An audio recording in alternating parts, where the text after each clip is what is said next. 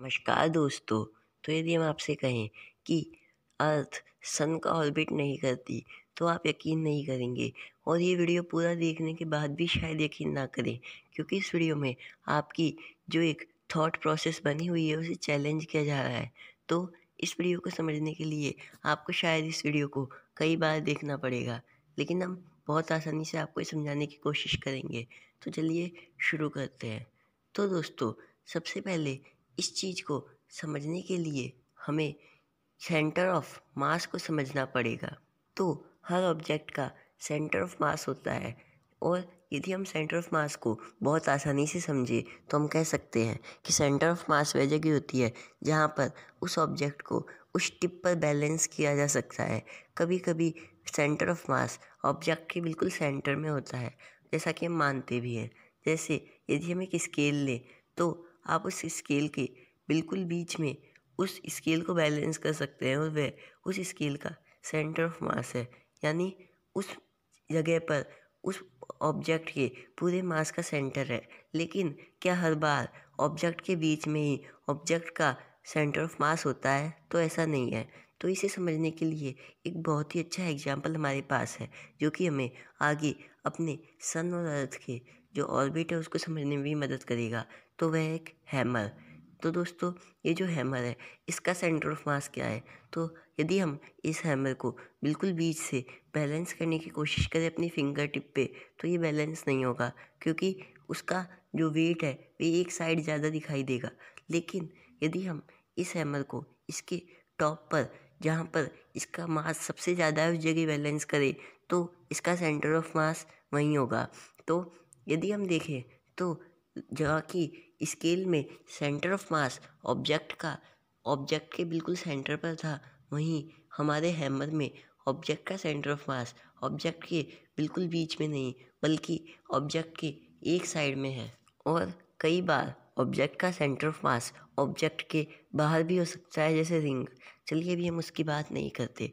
तो अब यदि हम स्पेस में जाएं तो स्पेस में जब दो ऑब्जेक्ट एक दूसरे का ऑर्बिट करते हैं, तब वहाँ पर भी एक सेंटर ऑफ मास होता है।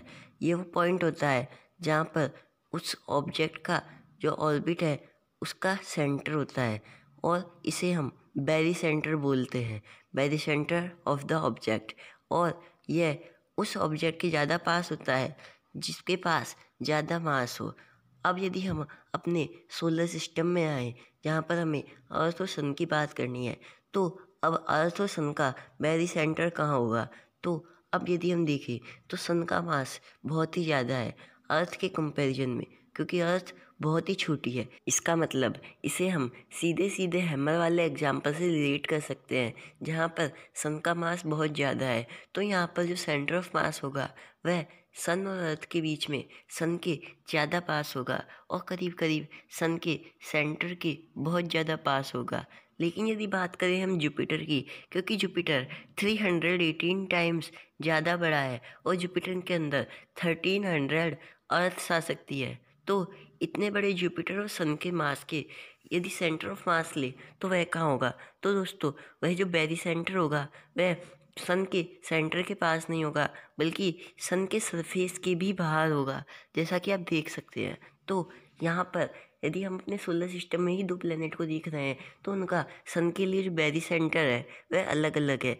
तो इस तरह यदि हम अपने एंटायर सोलर सिस्टम के बैरी सेंटर की बात करें तो अर्थ, सन और दूसरे सारे प्लेनेट उस बैरी सेंटर के चारों तरफ रिवॉल्व करते हैं, ना कि सन के चारों तरफ। और सन भी उस बैरी सेंटर के चारों तरफ रिवॉल्व करता है। लेकिन यदि हम ये पता करने की कोशिश करें कि हमारे पूरे सोलर सिस्टम का बैरी सेंटर कहाँ है, तो यह हम बता नहीं सकते, क्योंकि वह कांस्टेंट नहीं है। यदि हम एक टाइम पर देखें तो हर जो प्लेनेट है उसकी पोजीशन अलग अलग होगी, और हर प्लेनेट की जो बैरी सेंटर है वह सन के साथ अलग है। और जब उनकी पोजीशन अलग होगी तब पूरे सोलर सिस्टम का बैरी सेंटर अपने आप बदल जाएगा।